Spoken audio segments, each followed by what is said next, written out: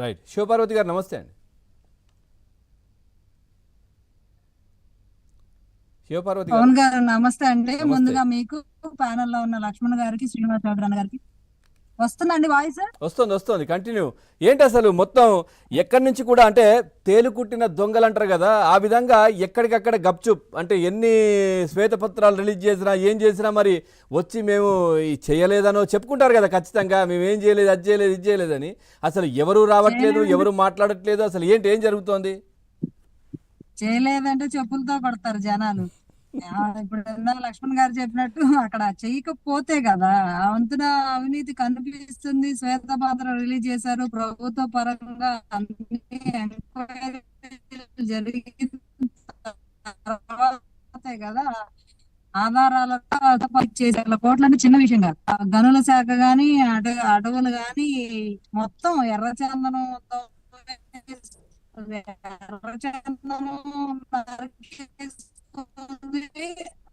అది అమ్మేసుకుంటున్నారు, బోర్డర్లు దాటిచ్చేస్తున్నారు. నేపాల్లో వేల మెట్రిక్ టన్నులు ఇక్కడ మన మన చెక్ పోస్టులన్నీ యథేచ్ఛగా వదిలేస్తారు. అంటే అధికారుల్ని అందరినీ, అన్ని డిపార్ట్మెంట్ అధికారుల్ని చక్కగా కంట్రోల్లో పెట్టుకొని నచ్చిన వాళ్ళని డిప్యుటేషన్ మీద వేయించుకొని ఆ అధికారుల్ని మేనేజ్ చేసుకుంటా, వీళ్ళు 10 రూపాయలు తింటే వాళ్ళకు ఒక పావలా ఇస్తా, వాళ్ళని మేపుతూ వీళ్ళు మొత్తం ఖజానాని, రాష్ట్ర సంపదని, ఖనిజ సంపదని అడ్డగోలుగా దోచేశారు ఈ వైఎస్ఆర్సీపీ పార్టీ. ఇది అదే దొంగల పార్టీలా తేలిపోయింది. అందరికి ఈ పార్టీ కనుక అధికారంలోకి ఇస్తే ఇప్పుడు ఈ రోజు ఆంధ్ర రాష్ట్ర ఒక్కొక్క పౌరుడి మీద ₹1,00,000 అప్పు ఉంది. ఒక్కొక్కడి నెత్తి మీద ₹1,00,000 అప్పు ఉంది. ఇప్పుడు యాజ్ ఆఫ్ నౌ లెక్కలు చూసుకున్నా ₹1,00,000 ప్రతి ఒక్క వ్యక్తి మీద అప్పులు ఆంధ్ర రాష్ట్రాన్ని తీసుకెళ్లారు. ఖనిజ సంపదలన్నీ దోచేశారు, అడ్డగోలుగా దోచేశారు. సో అభివృద్ధి శూన్యం, ఏమీ లేదు. ఇలాంటి దొంగలను ఇలాగే వదిలేస్తే ఇంకా ఎలా అయిపోయిందంటే, రాగానే ఇంకా అవినీతి చేయడానికే మనం అధికారం అన్నట్టుగా అధికారంలోకి రావాలి అనే తపంతో రాజకీయ పార్టీలు ఆ ఆలోచన అనేది, ఆ దృక్పథాన్ని చంపేయాలండి.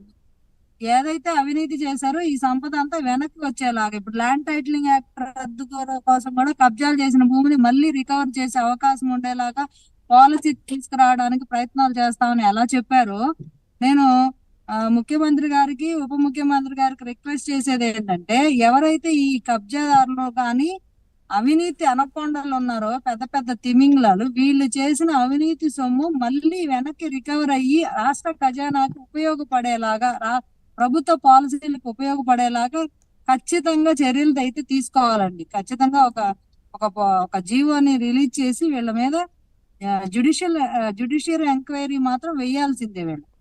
వీళ్ళు శివపార్వతి గారు, మీరు అంటున్నారు సహకార సంఘాలకు సంబంధించి కూడా చాలా మటుకు కూడా లోన్లు తీసుకోవడం కావచ్చు, ఇవన్నీ జరిగాయి. కొన్ని వేల కోట్ల రూపాయల దాంట్లో ఈ విధంగా బినామీల పైన ఇవన్నీ తీసుకున్న పరిస్థితి కనిపించింది. బ్యాంకులకు కూడా ఎగ్గొట్టారు. సో అవన్నీ రికవరీ చేయాలంటే ఎక్కడికి పోయా కూడా డబ్బు తెలియదు. ఈ రికవరీ ఎట్లా చేయాలో కూడా కష్టం. అంటే నేను ఎగ్జాంపుల్ చెప్తున్నాను. ఆ విధంగా అన్నిట్లలో కూడా అట్లా నిర్వీర్యం చేసి పెట్టేశారు. డబ్బులు ఎక్కడికి తరలించారు, ఎక్కడ పెట్టారు, అసలు ఏమైంది, లిక్కర్ దగ్గర నుంచి కూడా మొత్తం ఇదే జరిగింది గతంలో. పవన్ గారు, కష్టమేం కాదండి. ఎంక్వైరీ ఎంత టైం పట్టినా కూడా ఎంక్వైరీ చేస్తే ప్రతి ఒక్కటి బయటకు వస్తుంది. ఇప్పుడు వేరే బినామీల పేరు మీద తీసుకున్న లోన్స్ ని ఐడెంటిఫై చేయడం అది పెద్ద విషయం ఏం కాదు. మనకి ప్రభుత్వ యంత్రాంగం, అధికారులు చాలా మంది ఉన్నారు. మనకి సరిపోయినంత యంత్రాంగం ఉంది. ఖచ్చితంగా దీన్ని యంత్రాంగం మీరు చూస్తున్నారు కదా, అంటే దాంట్లో పూర్తిగా కూడా మరకలంటించుకున్న వాళ్ళే ఉన్నారు అందరూ కూడా. ఏమైంది, వీళ్ళని ఇంకా తొలగించలేదు, వీళ్ళపైన చర్యలేవి అని మీ శ్రేణులే అందరూ అడుగుతా ఉన్నారు. అందరినీ తీసేస్తే అసలు ఇంకా పరిపాలన చేయడానికి కూడా కుదరదు. ఆ విధంగా ఉంది పరిస్థితి. తీసేయడం కాదు, తీసేసిన ప్లేస్ లో కొత్త వాళ్ళని రిక్రూట్ చేసుకోవచ్చు కదా. ఎక్కడి నుంచి రావాలి? ఐపీఎస్ ఆఫీసర్స్ కూడా అట్లాంటి పరిస్థితి నెలకొంది. అధికారులు పెంచొచ్చు. ఇప్పుడు మనకి అక్రమ సంపదను అంతా వెనక్కి తీసుకొస్తే వందలాది మందికి జీతాలు ఇవ్వచ్చండి. ఖజానా మన అప్పులన్నీ తీరిపోతాయి. ముందు 14 లక్షల కోట్లు అప్పు చేసి పెట్టారు. వీళ్ళు తిన్నదంతా వెనక్కి తీసుకొస్తే అప్పు తీరిపోయింది.